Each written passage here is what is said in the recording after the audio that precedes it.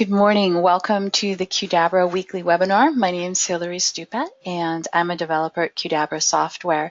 And today we're going to be looking at some of the new things in PowerApps. So this is the second webinar we've done on this. We did one earlier in June to look at a few new features, and we just wanted to go through some of the other new features in PowerApps. So today what we're going to talk about are the list attachment fields control. That's for SharePoint lists. You can read and write attachment fields now with this control. We're going to talk about a new flow action for easily returning information from your flow to your app. Two new approaches to exposing apps for your users. It's really easy now to embed your app in a modern site page, and it's also really easy to customize list forms. And then I want to take a quick look at a couple of PowerApps blog posts that you may not have seen, just because, not that you guys can't read them yourselves, just want to make sure you know about them being out there. There's just some good information. So I was going to launch a quick poll here. I always create polls and I almost never remember to launch them. So I'm just going to hit the button on the poll before we get started, just asking, are you using PowerApps? Kind of how much are you using it? Give you another minute or two to, not a minute, we don't have that kind of time. I'll give you a couple of seconds to give it a try. And I know not everybody has it available, and I know not everybody has time. I struggle myself with the time to try the cool new features that are coming out, unless I'm working on a client project that uses it, and I don't get to do that nearly enough. So, it looks like in general people have had a chance to try it, and then some folks just don't really feel like they've gotten the hang of it yet, and I completely understand that. I know for me, I had to auto-generate some apps and walk through what was going on in those to kind of get a feel for how PowerApps works. And plus, I think I'm not the only one who's been working with the same products for quite a while. So, I've been working with InfoPath now for a long time. And it is sometimes hard to make that initial leap. It's hard. I think it's hard to move from the status of expert to the status of newbie. I think that's just kind of one of those jumps we have to make sometimes. And at first it feels a little frustrating, because with InfoPath, I can do stuff in InfoPath blindfolded and with an arm tied behind my back. And then I walk into PowerApps and I'm spending a lot of time looking stuff up or figuring out how something works, and going from expert back to a newbie status is always a little bit challenging. I think I've got to be touchy-feely. It's emotionally challenging, right? It's kind of hard. But if you can get yourself over that initial hurdle of feeling like you don't know what you're doing, look at some sample apps. I think it'll help. It's certainly helped me. So I want to look at the list attachment fields, and as usual, I'm going to bounce around between these slides and some demo stuff so we can actually look at some things. The list attachment control was the read-write one was announced in March 2018, I think. If you've got the read-only attachment control on your form control, you're going to need to disable and re-enable it to get this new behavior. It's got some cool features. You can specify the maximum number of attachments, and you can use a formula for this. So like your boss can add all the attachments she wants, and your colleague can only add 4 attachments. You can do that, right? And then also you can specify a max size. Again, you can use a formula for that. Has to be under the PowerApps limit. Okay. From iOS, at least, you can take a picture or use one from the photo library. Not sure about what the experience is on other mobile systems because I only have iOS available to me. I'm pretty sure if it's working in the iOS app, it's probably working in the Android app, but I hate to make claims that I cannot personally check. So there's some limitations. The control itself needs to be in an edit form for the upload delete functionality for these write actions. So it's in a form control. And also it's only for SharePoint lists. Now the announcement post, which as usual I've included links to all this stuff in the slides. The announcement post says that they're going to be adding support for other data sources incrementally, starting with the Common Data Service. So that's coming. But it's, I don't think it's there yet. And here's the blog post right here. And again, there's a link in the presentation to this to help you find it. And I just want to show you what I was talking about in terms of let me just move this a little so I can get to the stuff I need to. In terms of adding and removing the controls. So if you had this in a form and it was just you had the read-only control in a form, you would select your form over here on your left pane, and then under your form, whoops, I've selected the screen because I'm still silly. You would select your fields here, open up this data pane, and you would deselect and reselect your attachments control. Okay, so mine's been customized, which is why it's got this kind of grayed out appearance, but you would just delete the custom card if you've customized it. Otherwise, you would just deselect by the checkbox. So to take a look at how it works, let's go ahead and I'm going to go back to my, my main screen here. You can see I've got some fine demo data in here. And we'll click on this, and now I can just attach files. Now this is the web.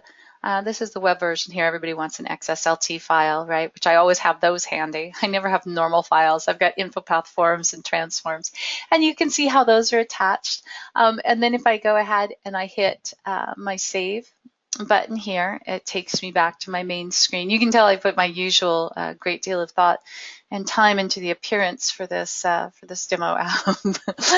And so you can see these guys are all attached here. If we go and we look at the list itself, and here's my attachments list, and this is the guy that I just attached to. Right, we can see all of our attachments right here over in the edit pane. Okay, and if we go back here to where we've got it, this I really like. You go and you click the button to delete, and it gives it a nice line through, and I can still do an undo if I want to. If I'm like, oh yeah, no, I didn't mean that, right? I can undo that remove. But otherwise, if I delete it and save it, we'll come back over here, we'll close, and we're gonna just refresh and take a look again over here in our list. Whoop. There we go. You can see we just have one attachment there, and you'd see the same thing if we went from the browse gallery back into the item. Okay, so the attachments control is fantastic. It's easy to use. If you want to take a look at the settings, as we saw, mine's unlocked because I was looking at those settings. The size and number of attachments, that goes right here on the value field, the one with the little paperclip icon. By the way, if you haven't noticed, these icons in the designer have been really upping their game. They're definitely a little easier to see and understand what you need to look at here. So here's our max attachment setting and our max attachment size setting if you want to change them. And remember, if you haven't unlocked the card, right, you generally, if you want to change properties, you're going to have to unlock the card. So keep that in mind. Don't be like me and struggle and then remember, oh yeah, that's right, I have to unlock the card. So those are the attachments. Simple to use, works great, worked great on my phone, and I encourage you to give that a try if you haven't already. So next, I'm gonna remember to launch my poll. I made notes for myself so I wouldn't be a goofball and forget. So basically same answers. This time the question's about Flow. Have you had a chance to use it?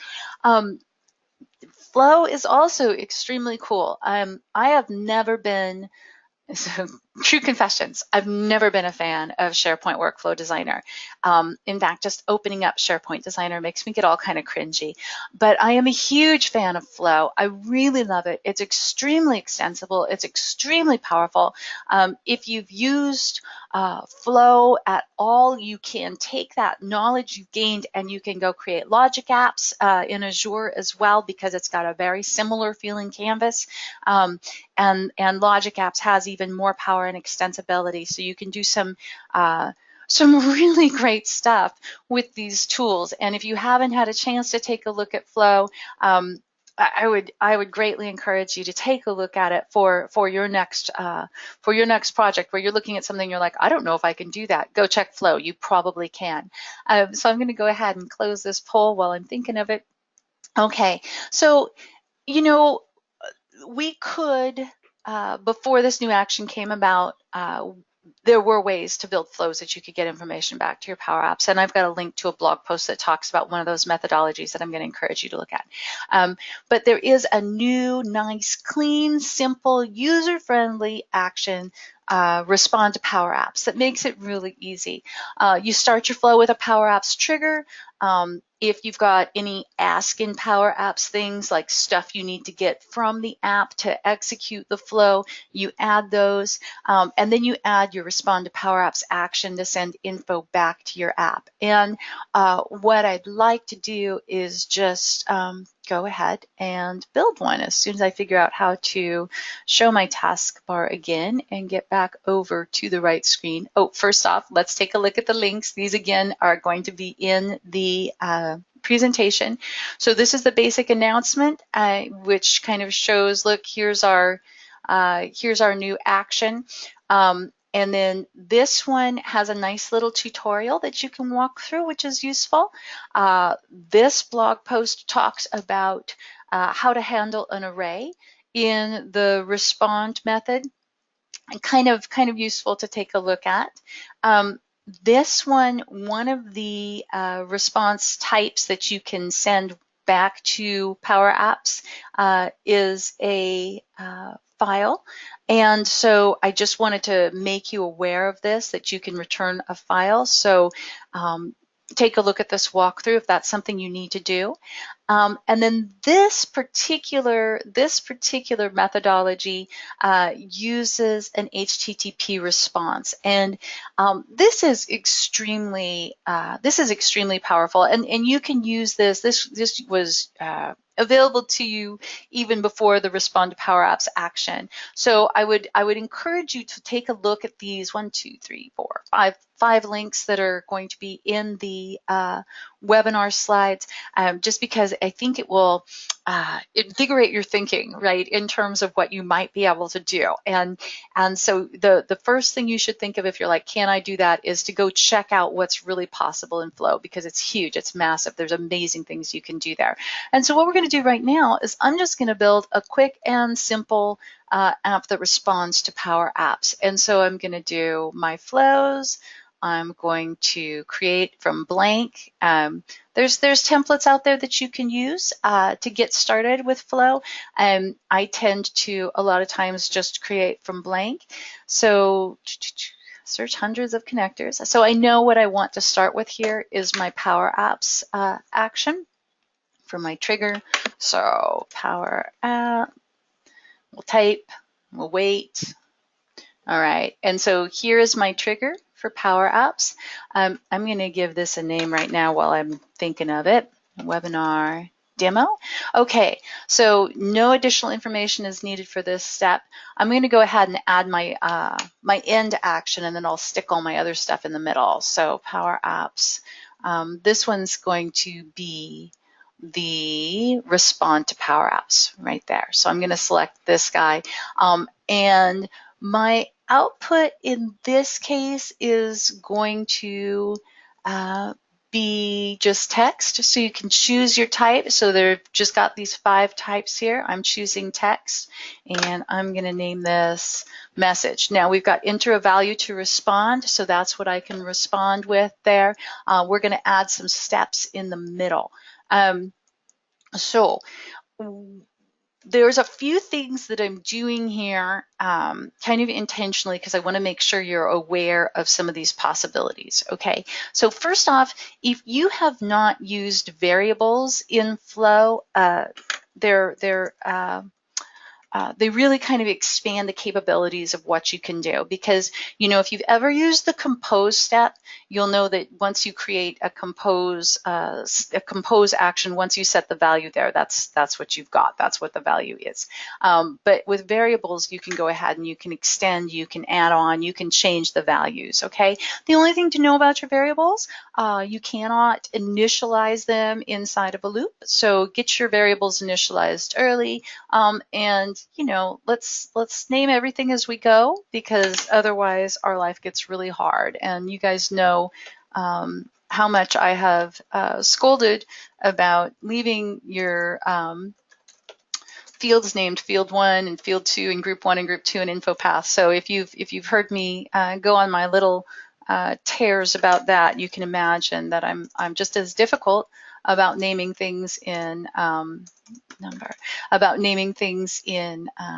flow. You know, you just want to give things good names. So I'm just doing something really kind of simple here, and I'm just going to use the rand function to return a random number. I think I'm going to return, I think it's 1 and 5. So max value is exclusive here in the rand function. So all of this stuff, you can find documentation online for these expression language. You can see the IntelliSense pops up to help you. But yeah, the max is excluded in that. So I'm saying basically here, pick a random number between 1 and 5, and that's what my random number variable is going to be. And I'm going to use that down here in a case statement. And again, this is just obviously kind of a silly little demo purpose, but I did want to highlight the use of variables, and I want to highlight the use of switch when you have multiple cases. If you write code, you'll be accustomed to the idea of variables and switch, things of that nature. So this stuff is old hat to you. But if you don't, then some of this stuff is going to feel a little unfamiliar. I encourage you not to be intimidated just because it's, you know, something that you're not as familiar with, because you can certainly, you're obviously capable of understanding it. It's just a matter of kind of learning. So this guy's an integer. We're setting him to a random number. This guy's going to be my string, and I'm not setting him to anything to start with. He is what I'm going to respond with. So I'm going to respond with my message variable here. So I've got that piece in place. So now all I'm going to do is add a switch case. So do you have flows that use nested if conditions where everything's related to the same value? If you do, you'll want to use switch instead. And I'm going to name this switch on random number. And what I'm switching on here is going to be my random number variable, which is going to be a number between 1 and 4, right? Because I put 5 as the max and it excludes the max. So this is going to be a number between 1 and 4. So here we're going to have case 1, case 2. Whoops, that is not a 2, is it? Case 2, case 3. Let me make sure I can find all the number keys. And then I'm going to go ahead and leave the last one as a default. So in your case statement, you're going to specify the cases that you're concerned about. Status equals approved, status equals rejected, status equals submitted, for example. And then your default is if nothing matches, okay? And so in each of these, I'm going to set the message variable to something different. And let me find variable. I wish we could copy and paste actions. That's on my wish list. Okay, so set variable allows us to change the value of our variable, and that means we can have this one thing that we initialized up here, which is message. We're going to use it down here in our response, and we can determine what the value is in our various cases. So here we're going to set our message to hello message. And then here we're going to set our message to, now if I can't copy and paste actions, how come choose an action doesn't show my most recently selected action? And, you know, I mean, maybe I just like to complain. Who knows? There's a couple things here that would make things go a little faster for me, but that's okay. Message. We work with what we've got, not with what we wish we had, right? And so here is our message. We're going to set it to goodbye. And then after we get done with this flow, we'll see how to use it in PowerApps, okay? And we're going to talk about how to test as well, because that's also a cool feature here that I'm concerned you might not have seen, right? That's my big deal, right? I'm worried there's something here that you may not have seen that you would like to see. All right, and I'm going to say, let's rename this set message and message. And finally, we're going to take care of our default case, which, you know, you and I and the wall know that this is what's going to happen when this number returns 4. But if you were in a situation where you have a field that, you know most of the time what it's going to return, but there's some cases where you don't know, you may want to have an action. Whoops. I've forgotten what I'm typing. You may want to have an action that kind of covers the, hey, I don't know what you want me to do case, right? And that's kind of what this is. This is my, I don't know what you want me to do, and I'm tired of naming things, so we're just going to leave this at set variable and have time for this nonsense. Okay, and I'm going to just save this. Okay, so now I have this flow. It's called webinar demo. It has a PowerApps action. It has a respond to PowerApps step. So over here in my demo, I'm going to find a button. And this guy doesn't do anything yet, so this is the button we're going to use. So on select, we're going to run an action. We're going to run a flow. Flow is associated with button 1_1. That's a nice naming convention, right? You guys know that couldn't stay for real. So I'm going to select webinar demo. It's going to add it. You see how it says complete flows parameters in formula bar. Okay, well, my flow doesn't take any parameters. Let's take one more quick look over here at our flow.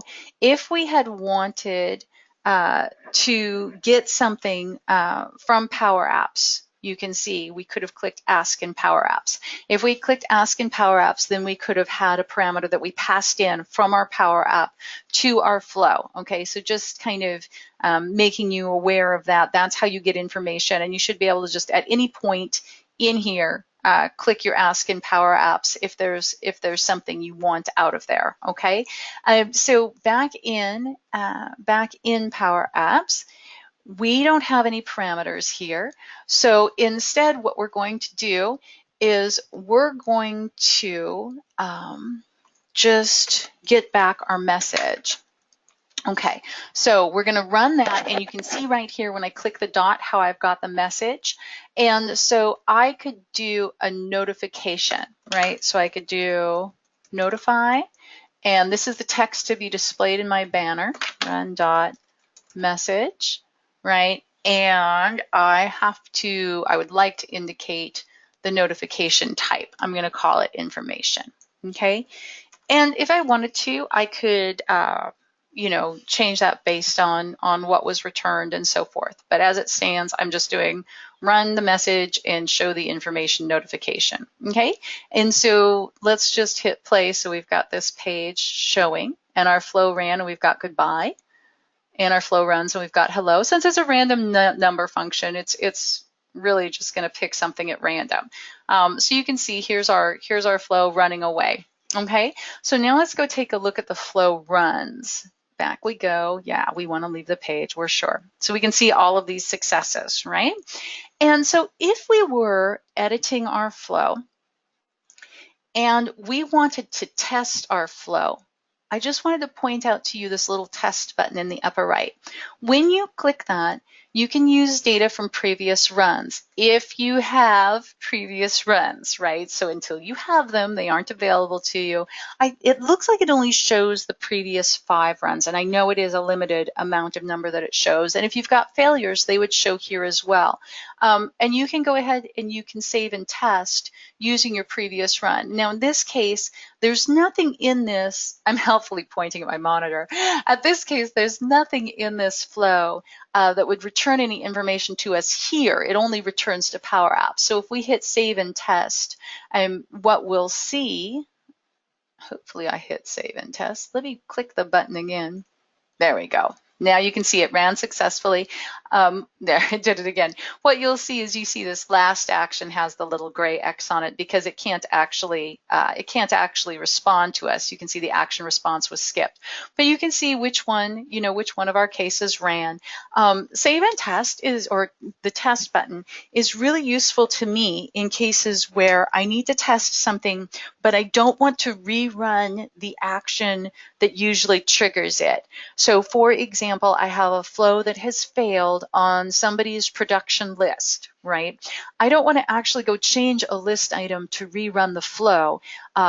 Fixing the flow and then clicking test simply reruns with whatever data was there when it failed. And generally speaking, that's okay for me. So keep that test button in mind in case you need it, and keep respond to PowerApps in mind, because that is a really simple way to get data back to your app. Not that you're going to be using a random number and showing a message based on that, but it was the one thing I could come up with that was kind of easy to take a look at and quick to build in a demo situation. Now we want to look at a few of the ways that you can share your apps, okay? So this was announced in June 2018. You can embed an app in a modern site page, and I'm just gonna show you how to do that real quick. It could not be easier. Under your app advanced settings, you want to set enable app embedding user experience to on, makes it pretty, and then you simply embed it in a page. Now, the first thing we need to do is we need to find our app ID, okay? So let's go get that first. Let me remember how PowerPoint works. You guys are so patient when I'm always trying to figure out how do I get back to my taskbar.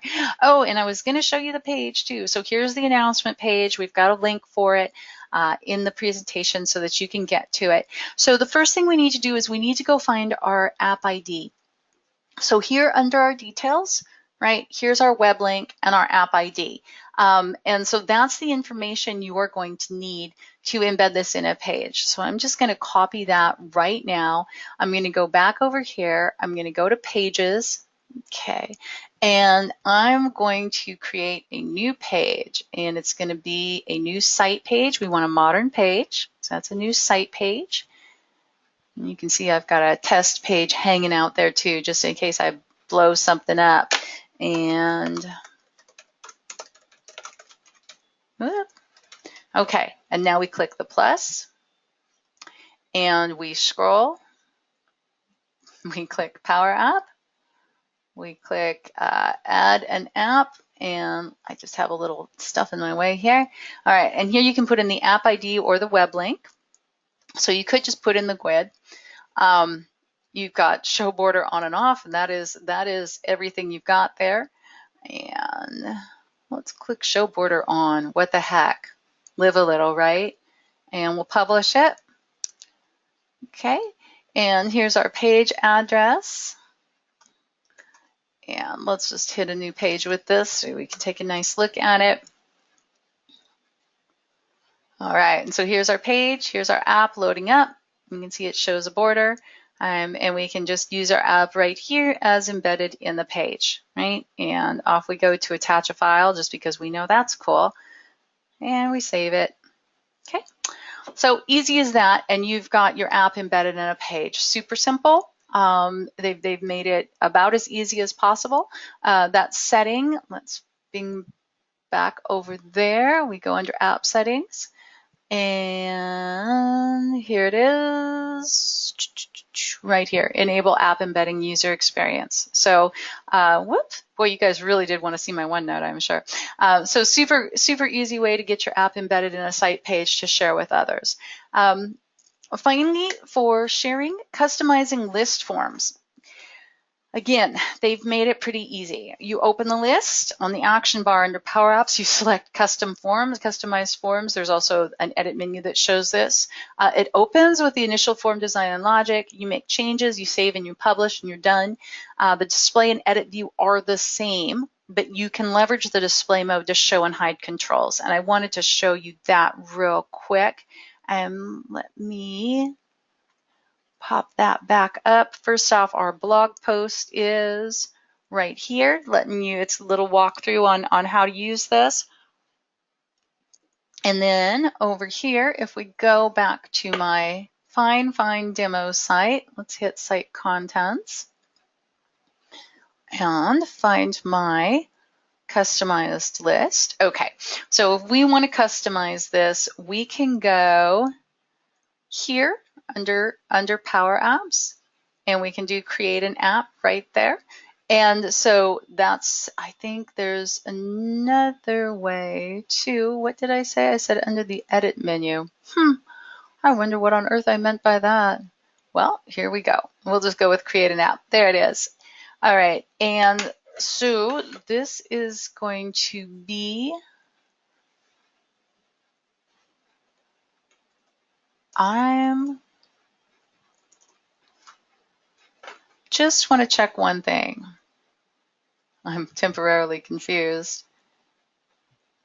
There we go. So here was the other place to customize. So the thing that confused me right there was I believe you can create, well, obviously you can create multiple apps connected to the same list. So the one from the bar there was going to create a new app for me to actually customize the one that I'd already customized. So the SharePoint list app that I'm currently using, it was just a matter of popping open the quick edit pane here and hitting customize. So here it is being opened up in PowerApps, and this same form is used, you can see there's only one form screen here. So this same form is used for just viewing as well as for editing. And you can leverage a particular form value to determine whether or not you want something to show or hide. So the form value is the display mode, and it's an attribute of the form itself, right? So if you wanted to add some things that only showed when this was in edit mode, or if you wanted to change some things and how they were displayed based on whether they were in display or edit mode, this is the piece of information you can use. So if we take a look over here, you can see right now that says view. When we click edit all, you see how that says edit? So you can use that attribute, that property, to determine whether or not you want to have something show or hide, or how you want something displayed here. And I've added my little flow here. Flow does not have time for your nonsense. I think this button, I did some different colors based on what response we had. But at any rate, that's not going to go away. Flow really doesn't have time for my nonsense. The one thing I wanted to point out here is there is a piece of functionality that is different with our PowerApps customized SharePoint list. And I noticed it when I customized that, because if you look at this one, I'm not using PowerApps for the form, okay? So in this list, I have a PowerApps that I've created that uses this data, but I haven't overridden the form data here, okay? And so when you come in here, you've got this kind of inline editing, right? I can just click here in the title or in the info, and I can start, typing some stuff, right? And it edits just that field and it saves it. Okay, so you've got this kind of little real-time experience where you don't have to click edit all. In this one where I've customized, oh, that's right, I forgot I added validation there. Okay, this one where I've customized my forms, I don't have that option any longer. So when I pop this guy open, I can't just type in here and change things. I actually have to do edit all and then go edit the list item. So I just wanted to make sure you were aware of that. And that there is that change in behavior. If that capability is important to you, of being able to just, do this kind of edit inline, taking care of like one thing at a time, then overriding with PowerApps is for your list form experience at this time is not going to work for you. So just be aware of that change and that happens. So that's kind of it for these new features. I hope if you haven't tried PowerApps yet that you do get a chance to. Keep in mind that it's changing and growing all the time. This stuff is just, it's like wildfire, and that's an unfortunate metaphor this time of year. Sorry about that. It's definitely gaining so much functionality so quickly. Things change fast with PowerApps. So if there's something you tried doing a year ago, try doing it again. This stuff is cool. So I do want you to take note of a couple of blog posts. The first one has to do with republishing apps. So look, because of all these changes, because of the way PowerApps is gaining functionality all the time, and it's gaining performance improvements as well. If you haven't republished an app in a long, long time, if you've got an app that you created, 2 years ago and it's never been republished, it's a good idea to get it open in design mode, make sure everything works okay, and then republish it, because there's probably performance gains you're going to get if you do that. Keep in mind that you've got version control here. It's built in. You've got built-in version control. So if something goes wrong, it's so easy. You just click the restore button and you roll back to your prior version. So, pop up and look at the release numbers here. Pop open your Power App that you created and take a look at the versions, take a look at the release numbers. And if your Power Apps release is really old on that, it's a good idea to get it republished. And obviously, check it out, run it in the player in Designer before you publish it up. But it's so easy to roll back to a previous version that even if you do run into some trouble, it's going to be fast for you to roll back. So do make sure you know about the versioning, and do make sure you take a look and see if that improves functionality and performance for you, because it may. Next we've got a blog post that, just in case you haven't seen it, it's fantastic with tips on maintainability and extensibility and some things you should take a look at. And so again, you guys can read, but these are just some high-level points, like avoid nested if-else, use collections and lookups as needed. Some tips on filtering and searching to make your formulas more performant. By the way, if you've got a really complicated formula, make sure you take advantage of the new commenting feature and add some comments. Think about the dev who comes after you, okay? Optimizing your formulas, you want to look through this, take care of it. Avoid API calls within filter and lookup expressions. Watch out for delegation. Don't make multiple calls to servers. Avoid using multiple screens to perform CRUD, and just use one screen with the new and edit pattern. Don't hard code app content. Please, I don't need to tell you folks this. Use context variables as needed. Use galleries when you can. Okay, so take a look at this. I do see we've got a question, and I'll pop that open in just a second. And finally, there's a new concurrent function.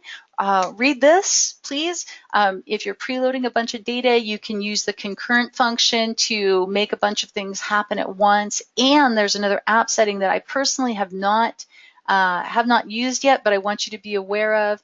Delayed load. Speed up your app start time by setting, on-demand screen expression calls. And there was another one that I was going to tell you about. Yes, non-blocking on-start rule. And so this allows the on-start rule to execute in parallel with other app rules. So maybe you've got something on start, you've got something on visible, and things like that. So check that this is on. Make sure that you're leverage all these new functionality pieces, okay, these opportunities that you have.